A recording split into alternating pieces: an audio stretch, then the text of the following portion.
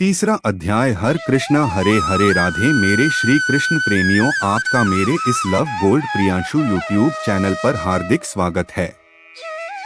मित्रों, आपने श्रीमद्भागवत गीता का प्रथम और दूसरा अध्याय को सुना और पढ़ा होगा, ऐसी मैं आशा करता हूँ। यदि आपने और पहला और दूसरा अध्याय अब तक नहीं देखा तो इस यूट्यूब चैनल पर देख है और गीता उपदेश के सभी अध्यायों को पढ़ना और सुनना चाहते हो तो आप मेरे इस love gold Priyanshu YouTube channel को सब्सक्राइब जरूर करें और वीडियो पसंद आए तो आप अपने दोस्तों को शेयर करें। सब्सक्राइब करने बाद बेल आइकॉन जरूर दबाएं। ऐसे इस पर अर्जुन ने प्रश्न किया कि हे जनार्दन, यदि कर्मों की अपेक्षा ज्ञान आपके श्रेष्ठ मान्य है तो फिर हे केशव, मुझे भयंकर कर्म में क्यों लगाते हैं तथा आप मिले हुए से वचन से मेरी बुद्धि को मोहित सी करते हैं। इसलिए उस एक बात को निश्चय करके कहिए कि जिससे मैं कल्याण को प्राप्त हो। इस प्रकार अर्जुन के पूछने पर भगवान श्री कृष्ण महाराज बोले, हे निष्पाप अर्जुन, इस लोक में दो प्रकार की निष्ठा मेरे द्वारा पहले कही गई है, ज्ञानियों की ज्ञान योग से और योगियों की निष्काम कर्मयोग से। लेकिन किसी भी मार्ग के काम को स्वरूप से त्यागने की आवश्यकता नहीं है, क्योंकि मनुष्य को न तो कर्मों के न करने से निष्कर्मता को प्राप्त होता है और न शरीर को त्यागने मात्र में भगवत साक्षात्कार रूप सिद्धि को प्राप्त होता है। तथापि सर्वथा कर्मों का स्वरूप त्याग नहीं किया जा सकता, क्योंकि कोई भी मनुष्य किसी भी काल में क्षण मात्र भी बिना कर्म किए नहीं रह सकता। निःसंदेह सभी पुरुष प्रकृति से निर्मित होते हैं, जिस आधार पर परवश कर्म होते हैं। इसलिए जो मूढ़ बुद्धि पुरुष कर्मेंद्रियों को हठ से रोककर इंद्रियों के भोगों को मन से चिंतन रहता है, वह मिथ्याचारी अर्थात दंभी कहा जाता है। और हे अर्जुन, जो पुरुष मन से इंद्रियों को वश में करके अनासक्त हुआ कर्मेंद्रियों से कर्मयोगा आचरण करता है, वह श्रेष्ठ है। इसलिए तू शास्त्र विधि से नियत किए गए स्वधर्म रूप कर्म को कर, क्योंकि कर्म न करने से श्रेष्ठ कर्म करना है तथा कर्म न करने से शरीर निर्वासन भी सिद्ध नहीं होगा। हे अर्जुन, बंधन के भय से भी कर्मों का त्याग करना उचित नहीं है, क्योंकि यज्ञ अर्थात विष्णु के निमित्त से उत्पन्न कर्म के सिवा अन्य कर्मों में ही यह मनुष्य कर्म बंधा बंधता है। इसलिए हे अर्जुन, आस्तिक से अनुपयुक्त हुआ उस भगवान के निमित्त कर्म का भली प्रकार आचरण कर। कर्म न करने से तू पाप को भी प्राप्त होगा। प्रजापति ब्राह्मणे कल्प के आदि में यज्ञ साहित्य प्रजा को रचकर ने कहा कि इस यज्ञ से तुम लोगों की वृद्धि हो और यह यज्ञ तुम लोगों को इच्छित कामना देने वाला होवे, कामनाओं के देने वाला होवे, तथा तुम लोग इस यज्ञ द्वारा देवताओं की उन्नति करो और वे देवता लोग तुम लोगों की उन्नति करें। इस प्रकार आपस में कर्तव्य समझकर उन्नति करते हुए परम कल्याण को प्राप्त होवोगे। तथा यज्ञ द्वारा बढ़ाए हुए देवता लोग तुम्हारे लिए बिना मांगे ही प्रिय भोगों को देंगे। उनके द्वारा दिए हुए भोगों को जो पुरुष इनके लिए बिना दिए ही भोगता है, वह निश्चय चोर है। कारण कि यज्ञ से शेष बचे हुए अन्न को खाने वाले श्रेष्ठ पुरुष सब पापों से छूटते हैं, और जो पापी लोग अपने शरीर पोषण के लिए ही पकाते हैं, वे तो पाप को हो खाते हैं। क्योंकि संपूर्ण प्राणी अन्न से उत्पन्न होते हैं और अन्न को उत्पत्ति वृष्टि से होती है तथा वृष्टि यज्ञ से होती है, और वह यज्ञ कर्मों से उत्पन्न होने वाला है। तथा उस कर्म को तू वेद से उत्पन्न हुआ जान, और वेद अविनाशी परमात्मा से उत्पन्न हुआ है। इससे सर्वव्यापी परम अक्षर परमात्मा सदा ही यज्ञ में प्रतिष्ठित हैं। हे पार्थ, जो पुरुष इस लोक में इस प्रकार चलाए गए सृष्टि चक्र के कारण उत्पन्न नहीं होता है, अर्थात शास्त्र अन्यथा कर्मों को नहीं करता है, वह इंद्रियों के सुख को भोगने वाला पापायु पुरुष व्यर्थ ही जीता है। परंतु जो मनुष्य आत्मा ही में प्रीति वाला और आत्मा ही में तृप्त तथा आत्मा में ही संतुष्ट होवे, उसके लिए कोई कर्तव्य नहीं है।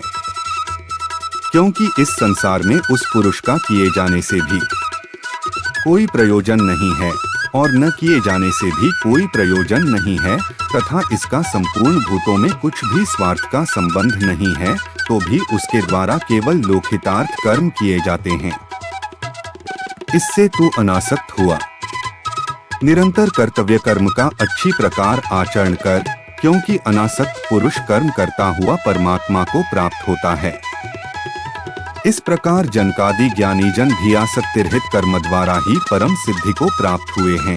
इसलिए तथा लोक संग्रह को देखता हुआ भी तू कर्म करने को ही योग्य है, क्योंकि श्रेष्ठ पुरुष जो जो आचरण करता है, अन्य पुरुष भी उसके ही अनुसार बरतते हैं।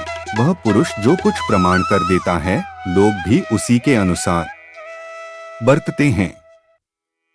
इसलिए हे अर्जुन, यद्यपि मुझे तीनों लोकों में कुछ भी कर्तव्य नहीं है तथा किंचित भी प्राप्त होने योग्य वस्तु अप्राप्त नहीं है, तो भी मैं कर्म में ही बरतता हूँ, क्योंकि यदि मैं सावधान हुआ कदाचित कर्म में न बतूं तो है।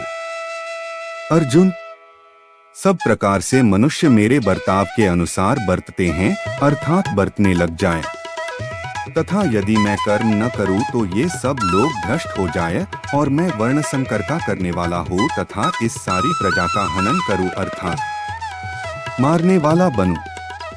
इसलिए हे भारत, कर्म में आसक्त हुए अज्ञानी जन जैसे कर्म करते हैं, वैसे ही अनासक्त हुआ विद्वान भी लोक शिक्षा को चाहता हुआ कर्म करे।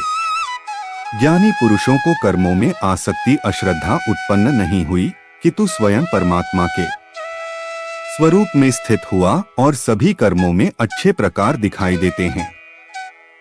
हे अर्जुन, वास्तव में संपूर्ण कर्म प्रकृति के गुणधर्म वाले बने हुए हैं, तो भी मोहित हुए अंतःकरण वाला पुरुष मैं करता हूँ ऐसे मन लेता है।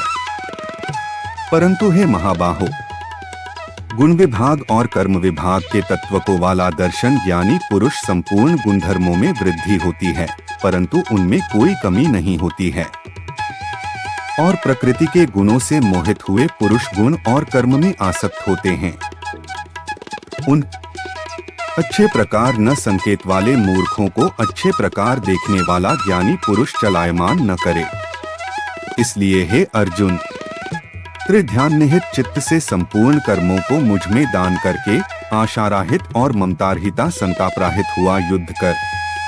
हे अर्जुन, जो कोई भी मानव दोष बुद्धि से अनिवार्य और श्रद्धा से युक्त हुए हैं, मेरे इस मत के अनुसार बरतते हैं, वे पुरुष संपूर्ण कर्मों से छूट जाते हैं।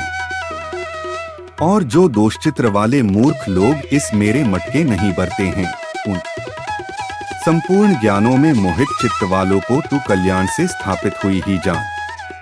क्योंकि सभी प्राकृतिक प्रकृति प्राप्त होती हैं, अर्थात अपने स्वभाव से परवश कर्म करते हैं।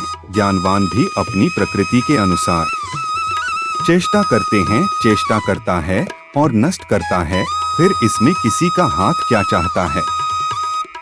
इसलिए मनुष्यों को नक्षत्रों की इंद्रिय के अर्थ में अर्थात इंद्रियों के भोगों में स्थित जो राग और द्वेष हैं, उन दोनों के वश में नहीं होवे, क्योंकि इसके वे दोनों ही मार्ग कल्याण में विघ्न करने वाले महान शत्रु हैं।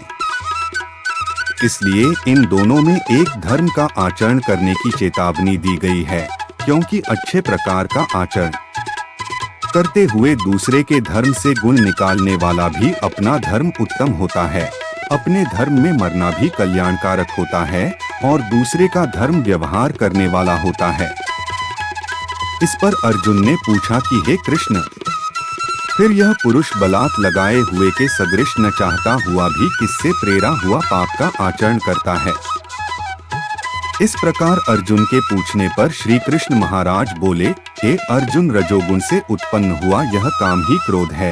यह ही महाअशन अर्थात अग्नि के सदृश भोगों से न तृप्त होने वाला और बड़ा पापी है। इस विषयों इसको ही तू वैरी जान। जैसे धुएं अग्नि और मल से दर्पण ढका जाता है तथा जैसे जेल से गर्भ ढका हुआ है, वैसे ही उस काप के द्वारा यह ज्ञान ढका हुआ है। और हे अर्जुन, इस अग्नि सदृश न पूर्ण होने वाले कामरूप ज्ञानियों के नित्य वैरी से ज्ञान ढका हुआ है। इंद्रिया, मन और बुद्धि इस काम के वासस्थान कहे जाते हैं और यह काम इन मन, बुद्धि और इंद्रियों द्वारा ही ज्ञान को आच्छादित करके इस जीवात्मा को मोहित करता है। इसलिए हे अर्जुन, तू पहले इंद्रियों को वश में करके ज्ञान और विज्ञान के नाश करने वाले इस काम पापी को निश्चय पूर्वक मार। और यदि तू समझे कि इंद्रियों को रोककर कामरूप वैरी को मारने की मेरी शक्ति नहीं है, तो तेरी यह भूल है, क्योंकि इस शरीर से तो इंद्रियों पर श्रेष्ठ, बलवान और सूक्ष्म कहा जाता है, और इंद्रियों से भी मन है, और मन से भी बुद्धि है, और जो बुद्धि से भी अत्यंत पर है वह आत्मा है।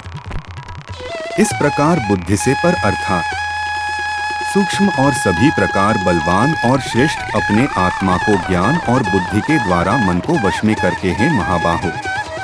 अपनी शक्ति को समझकर इस दुर्जय कामरूप शत्रु को मार। दोस्तों, आपको ये गीता उपदेश अध्याय 3 पसंद आया होगा, ऐसी मैं आशा करता हूँ।